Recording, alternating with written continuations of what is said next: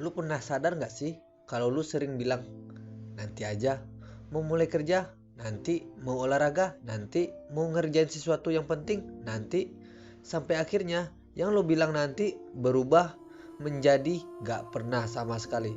Ini bukan sekedar kebiasaan buruk, ini cara hidup yang kalau dibiarkan bakal menggerogoti masa depan kita. Kenapa kita sering menunda? Apa penyebabnya? Dan lebih penting lagi, gimana cara berhenti dari lingkaran setan ini? Gua akan bahas ini dari sudut pandang stoikisme, filsafat yang udah bertahan ribuan tahun dan masih relevan sampai sekarang. Karena seperti kata Seneca, sementara kita menunda-nunda, hidup terus berjalan. 1. Kenapa kita menunda-nunda? Kita sering menunda bukan karena malas, bukan karena bodoh, tapi karena kita lebih suka kenyamanan. Otak kita dirancang buat menghindari stres dan kesulitan. Itu sebabnya kita lebih mudah scroll media sosial daripada mulai kerja. Lebih gampang menonton video motivasi daripada benar-benar bertindak. Stoikisme mengajarkan bahwa manusia seringkali tertipu oleh pikirannya sendiri. Kita bilang nanti karena merasa masih punya waktu. Kita merasa besok bakal lebih mudah, lebih punya energi, lebih siap, padahal itu ilusi. Waktu yang paling nyata adalah sekarang, mulailah sekarang. Gua dulu juga gitu, gua sering bilang nanti gua mulai bikin konten, nanti gua bakal rajin olahraga, nanti gua berubah. Tapi setelah bertahun-tahun gua sadar nanti itu gak pernah datang. Gua yang hari ini adalah hasil dari semua nanti yang gua tunda kemarin. 2. Bahaya menunda. Apa akibatnya kalau kita terus menunda? Pertama, kita kehilangan kesempatan. Waktu gak peduli sama kita. Lu bisa aja punya ide bisnis brilian, tapi kalau lu tunda terus, orang lain yang bakal mengeksekusinya. Kedua, kita kehilangan rasa percaya diri. Setiap kali kita menunda, kita diam-diam ngasih tahu diri sendiri bahwa kita gak cukup baik, bahwa kita gak punya kendali atas hidup kita. Ini yang bikin kita makin terjebak dalam lingkaran setan. Nunda sama dengan merasa bersalah. Rasa bersalah makin gak semangat, dan terakhirnya menunda lagi.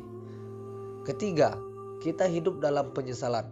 Marcus Aurelius pernah bilang, hidup yang kita jalani sekarang adalah hasil dari keputusan-keputusan kecil yang kita buat setiap hari. Kalau kita terus menunda, masa depan kita gak akan berubah.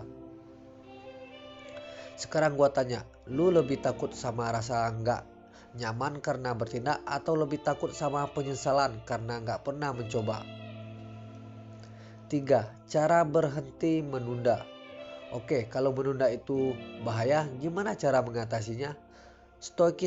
Stoikisme mengajarin kita beberapa prinsip sederhana tapi kuat. 1.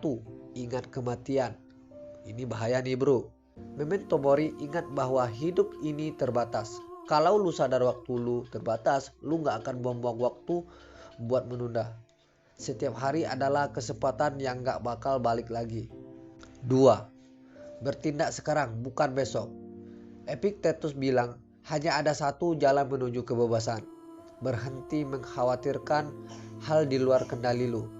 Lu gak bisa nunggu mood bagus, nunggu motivasi, nunggu siap. Lu cuma perlu bertindak. Sekecil apapun lu mau nulis buku, mulai dari 1 paragraf. Mau bikin konten, rekam 1 menit dulu. Jangan pikirin hasil akhirnya, fokus ke langkah kecilnya sekarang. Contoh kayak gua sekarang, ngomong terbata-bata. 3. Kendalikan pikiran, kendalikan hidup. Kita menunda karena pikiran. Kita bilang ini susah, ini gak penting sekarang, nanti aja. Tapi ingat, lu bukan pikiran lu. Lu bisa mengabaikan suara itu dan memilih bertindak. Lu bisa mengubah nanti jadi sekarang. Terakhir ya, penutup. Hidup ini pendek. Waktu yang kita tunda hari ini gak akan kembali. Pilihan ada di tangan lu. Tetap menunda dan menerima konsekuensinya, atau mulai sekarang dan membangun masa depan yang lu inginkan. Gua dulu sering menunda, tapi sekarang gua sadar bertindak sekarang selalu lebih baik daripada menunggu kesempurnaan. karena kesempurnaan gak pernah ada. Jadi gue tantang lu, setelah nonton video ini ambil satu tindakan kecil apapun yang udah lu tunda. Mulai sekarang, jangan besok, jangan nanti, sekarang. Karena seperti kata Seneca, kita mulai hidup saat kita berhenti menunda-nunda. Terima kasih sudah menonton ini sampai akhir ya. Meskipun cara mengonten gua sedikit terbata-bata karena inilah hasil dari menunda-nundaku selama ini. Saya berani memulai sekarang. Untuk membuat konten saya juga butuh waktu, selalu menunda-nunda waktu. Yang kuanggap ini adalah gampang dan hasilnya sekarang. Saya berusaha untuk maksimal untuk membuat konten ini, tapi alhasil saya terbata-bata.